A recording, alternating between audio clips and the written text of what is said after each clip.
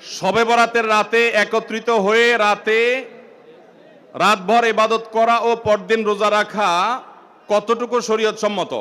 ভাইয়েরা আমার, শবে বরাত উপলক্ষে রাতভর একত্রিত হয়ে মসজিদে ইবাদত বন্দেগী করা কোনো হাদিস দ্বারা প্রমাণিত নয়। এবং দিনের বেলা যে রোজা, এই রোজা শবে বরাত উপলক্ষে না, এটা হলো শাবান উপলক্ষে রোজা।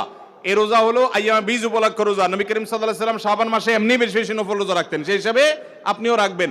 আবার আইয়াম বীজ 13, 14, 15 রোজা রাখতেন, সেই হিসাবে রাখবেন। আপনি আল্লাহর ক্ষমা, এই রাতে আল্লাহ তাআলা বান্দাকে সাধারণ ক্ষমা ঘোষণা করেন, হিংসুক ছাড়া, মুশরিক ছাড়া। এই রাতের এই ফজিলত পাওয়ার জন্য আপনি চেষ্টা করলে সেটা ভালো, আল্লাহর কাছে ক্ষমা লাভের চেষ্টা করবেন, কিন্তু বেদাতি কোনো পন্থায় না। অনেকে বলে যে এত রাকাত নামাজ, অমুকটা অত সূরা এত রাকাতে পড়তে হবে, এগুলা মন গড়া কথাবার্তা, এগুলার কোনো ভিত্তি কোরআন হাদিসে নাই। আবার অনেকে মনে করে হালুয়া রুটি খাইতে হবে, আতশবাজি করতে হবে, আলোকসজ্জা করতে হবে। শবে বরাতকে কেন্দ্র করে যা হয় তার বেশিরভাগই বেদাত এবং ভুয়া, মন গড়া ভিত্তিহীন, এগুলার কোনো অস্তিত্ব কোরআন হাদিসে পাওয়া যায়।